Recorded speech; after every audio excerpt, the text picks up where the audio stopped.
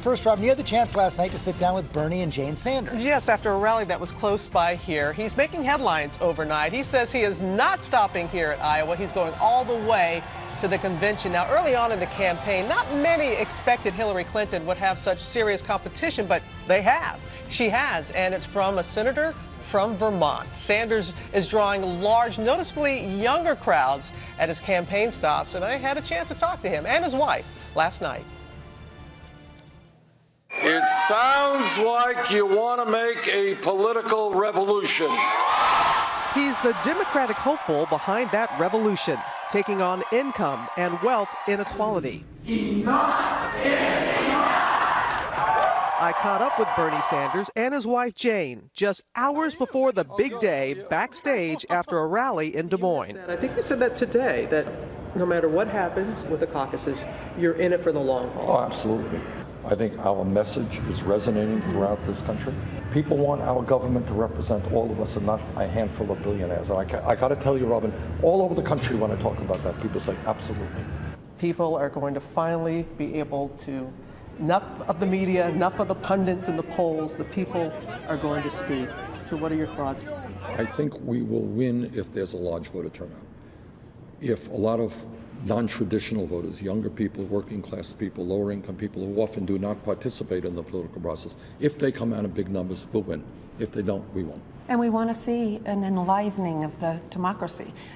Here in New Hampshire, everywhere else, we want to see people vote, no matter who they're voting for. We want to see them caucus and vote and participate. Hillary Clinton's chief strategist says that you have run the most negative campaign in a Democratic primary ever. Ever, my God, going back 500 years. I have tried my best to run a positive, issue-oriented campaign, never making personal attacks against Hillary Clinton, debating the issues. So when they talk about me running a negative campaign, that's just absurd.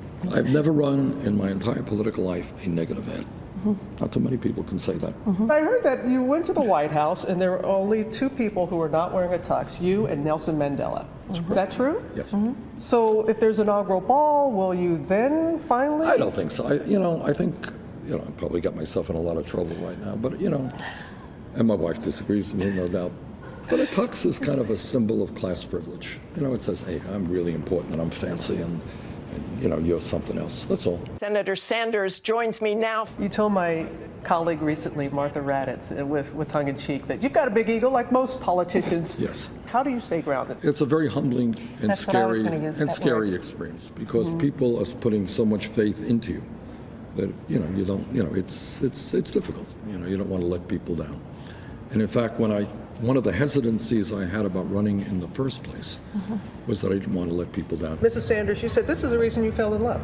His ideas. Is that why you fell in love? I thought it was my good looks. Standing by his side, wife Jane of more than 25 years, who he proposed to in a Friendly's parking lot after being on a break. Was it really true? It in the was parking true. lot of Friendly's I know. and you were All right, enough. you were on a break like Ross said. It's national television. Why are you? Well, he wanted to go out again, and I said, no, I want to get married, so, and I love you, and we're best friends now, so let's not mess it up. And then he had to ask me a couple of times, put his hands on my shoulders and said, no, will you marry me? And I said, when? Look forward to having you do the community. I saw the big hug that you gave a veteran on the way out, and I know, Mrs. Sanders, you said when a veteran stopped you all, when you were on the fence about whether or not your husband should run, that sealed it for you. That is. I mean, people were counting on him. And when people are counting on you, you have to deliver. We are going to make American history on Monday night. You were used to this underdog type of position. They always say, he can't win, he can't be a congressman, then he can't be a senator. Each time he's proven them wrong. So, this year. What is it What that a you nice wife. I'll take you out to dinner. Okay. Last night was his 100th stop here in the state of Iowa. And as you can see, his wife, as often is the case, brings out another side.